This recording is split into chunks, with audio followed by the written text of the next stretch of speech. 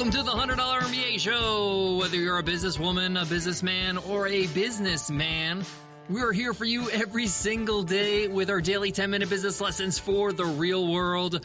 I'm your host, your coach, your teacher, Omar Zenhom. I'm also the co-founder of the $100 MBA, a complete business training and community online. I hope you enjoyed my little reference to Jay-Z there. Hey, I got to change it up, guys. Every time I got to do these intros, right? Let's get into it. In today's episode, I'm going to teach you 5 killer presentation secrets. These are great tips. These are things that are going to really improve any presentation you give. And this includes your videos on YouTube, your webinars, a podcast, a sales video, whatever you do to present. These tips are going to be a lifesaver. These are things I wish I knew when I first got started. These are things I've learned along the way that can really change the way you present. They can really up your game with some little tweaks. And they're really the differentiators between a pro and somebody who's just hacking it. So let's get into it. Let's get down to business.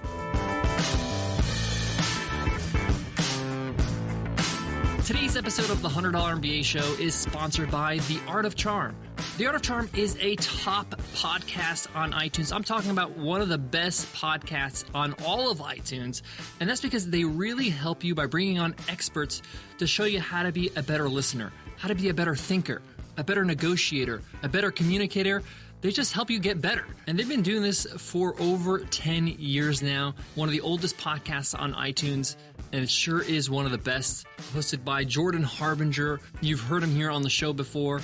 Check them out. You're on your phone, you're on your device already right now, listening to this podcast. Go ahead and subscribe to Art of Charm and thank me later. So today I'm going to be teaching 5 killer presentation secrets. These are things that you need to really take notes on. If you're driving right now, if you're doing something else, make sure you revisit this episode and jot down these notes and take a look at these notes every single time you're on video, you're on the mic, you're being interviewed, you're doing a sales video. Anytime you're presenting in front of a group, whether that's virtually or in person, these are going to save you. These are going to really make you look like a pro. All right, so let's get into killer tip number 1, energy. You have to present with energy. Now, many of us, we don't speak with energy because we think we have to be serious and we have to seem professional. And therefore, we sound very monotone and very boring. And the point here is if you don't have people's attention, you're really worthless. Whatever you say is not going to matter. They're not paying attention. So energy is very important.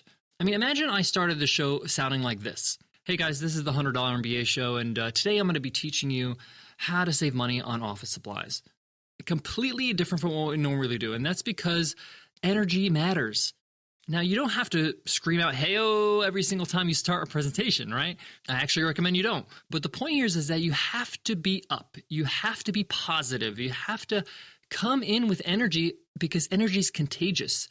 And when you put out that kind of energy, people will feel that energy and they're going to feel better. They're automatically going to associate those better feelings or those good feelings with you. It's not only about the content, the words you deliver, the information. It's about how you deliver it. And this is something I had to learn the hard way. I was a teacher for 13 years at the high school and university level. And I thought if I can give them the right information, they'll pass their tests and they'll be great. No, the delivery is just as important. You're an entertainer, you're a performer, just as much as you're a content producer. So energy. Tip number 2, speaking too quickly. And a lot of us confuse speaking quickly with energy. We think that we need to speak very quickly and so we can get the point across and so people can understand. And we think that's energy. But unfortunately, a lot of us speak too fast. And this is something I had to work on. I'm a native New Yorker. And one of the things I had to learn as a teacher is to slow down. And I could speak with energy, but by slowing down, I know that I am communicating to everybody. Some people are okay with fast speakers, but there are many people that don't understand people that speak quickly. So make sure you slow down if you're a fast talker. You could speak slowly, but have energy. You see how I just did that? You can speak slowly, but have energy. Energy comes from an attitude from inside, and speed has really nothing to do with it. Now, it doesn't mean that you can't speed up your speech sometime, but you can't be speaking fast or quickly the whole time. That's a huge no-no. In fact, you should speak fast sometimes, And that moves me to killer tip number 3, which is contrast. This is something I learned from Michael and Amy Port, the founders of Heroic Public Speaking, the best experts I know when it comes to public speaking. And they're really good at teaching contrast. Now, contrast means having some sort of difference in the way you speak, in the way you move, in the way you present, a contrast in your slides, whatever it is. The way we see things is through difference. You know, if there was like a little red sticker on a white wall, I only see the red sticker because it's on a white wall, the contrast. So when you're speaking, you can definitely contrast in your speed. So here's an example. It's very important that you use contrast, because if you don't, you'll find yourself in trouble. You see how I change the speeds to get you engaged? I start off slow, I speed up, and then I slow down again. And you can mix it up with pauses to make sure that people get the information. See how I paused before I hit you with the most important information of that sentence? So contrast is so important.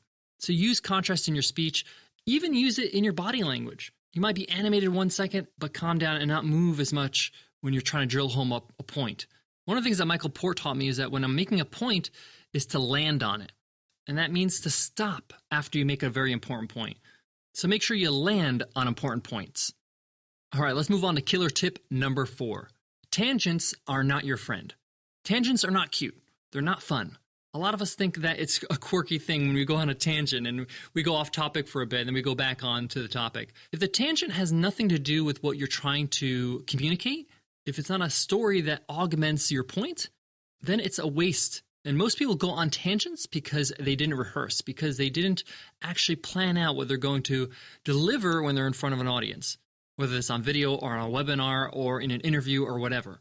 Tangents really hurt you because I always say this. If you want to teach somebody something, it's not about just giving them the information. They need to understand the information, but they also have to retain it. They have to remember it. And a tangent is a memory killer, because it takes them off track and they forget what you're talking about. So when you go back on track, it doesn't have the same effect when you just stay in one line of consciousness and stay in one line of information. Remember, you need to get to the point and you need to drill that point in a certain amount of time so people can remember it, so they can retain it. So you can say, oh, good point. Yes, I got to remember to do that. But if you throw a tangent in the middle, it won't have the same effect. It also shows that you're disorganized and you don't know how to deliver a message. So be careful of tangents. If it's not intentional, if it's not something that's going to add value to the actual thing you're communicating, to the point you're making, then cut it out. Train yourself to stop yourself from going on a tangent. I got one more killer tip when it comes to presentations. But before that, let me give love to today's sponsor, Braintree. You remember the first dollar you made. It's a sweet feeling. It's an amazing feeling. But now that you've made it, you're looking towards growing and making your billionth dollar. But have you found the right payments partner to grow with you? Braintree lets you accept every way to pay, from PayPal to Apple Pay to Bitcoin to everything in between. And it doesn't matter what currency your customers pay with, because Braintree allows you to accept over 130 different currencies. To learn more about how your company can grow with Braintree, visit BraintreePayments.com/MBA. Again, that's BraintreePayments.com/MBA. All right, let's summarize what we've learned so far and then deliver our final tip. Tip number 1, have energy. Present with energy. Tip number 2, don't confuse energy with speed. Don't speak too quickly throughout the whole presentation. Number 3, contrast. Have a contrast in your voice. Not only in your speed, but how soft you speak to how hard you speak. Contrast in your visuals. Contrast in your body language. Tip number 4, tangents are not your friend. And now, tip number 5. Probably one of the most important tips when it comes to presentations, and that's to have fun. You have to have fun. You have to be enjoying yourself. I know that you're nervous. I know that you're delivering something that means a lot to you, so you don't want to screw up, but you got to at least smile. You got to at least look like you're enjoying yourself and you're delivering something that you love. Why? Because again, it's contagious. If you're having fun, they're going to have fun. People want to be entertained. People want to feel good. Yes, they want to learn, but it doesn't mean it has to be boring. Use humor. If you like to laugh, you like jokes, add some jokes in there, some funny anecdotes, some references. Get interactive if you can with the crowd. Trust me, everybody who gets on stage gets at least a little bit nervous, but it doesn't stop them from having fun and realizing that, hey, the more fun I have, the better this is going to go. But the reason why having fun is really important is because sometimes things will go wrong. Sometimes you're going to mess up. Sometimes you're going to forget what you're supposed to say. Sometimes your slides are not going to work. Sometimes the technology is going to fail you. And you're going to have to roll with it. But when you're having fun, it's easier to roll with it. You could say, hey, it's okay. Let's just go off script. It's okay. Let's change things up. But when you don't have that mindset of having fun, you really get nervous. You really panic. Oh my gosh, my slides are not working. Oh, I need my slides. If I don't do this on my slides, it's over. No, it's not over. You know your thing. You know your stuff. You put this thing together. You rehearsed. Let's have fun with it. Let's try something new. Let's see if the crowd can guess what the next slide is. Whatever it is, have fun with it. All right, guys, that wraps up today's lesson. I hope you loved it. If you did, let us know. Give us a shout out on social media. Tell your friends about the $100 MBA show. Spread the word. Let them know that you listen and just drop a link, 100mba.net/show. Thank you in advance for letting others know about the $100 MBA show and helping us grow our audience. Before I go, I want to leave you with this. Just like anything in life, it takes time to get good at something, to get great at something. And that includes presentation, that includes speaking, that includes being on video or camera, or just communicating your message with somebody one-on-one. The more you do, the more comfortable you're going to be. The more you're going to feel like this is something that you're enjoying. It may not be so enjoyable at the start, which I get. But get over that soreness, that soreness that you have with exercise. You have it when you do new things like presentations. And once you do, you're going to feel great. You're going to feel like you're getting better, and you're going to feel like you have a really good shot at mastering this, at being better at it. And the funny thing is that, and this is probably the biggest secret of all, the bar is really low. Most people do not present very well. So even if you just get a little better at this, you're going to start to feel amazing because you're going to be a lot better than most people. So get excited about that and use these tips today and work on your presentation skills. All right, I'll check you in tomorrow's episode. I'll see you then. Take care.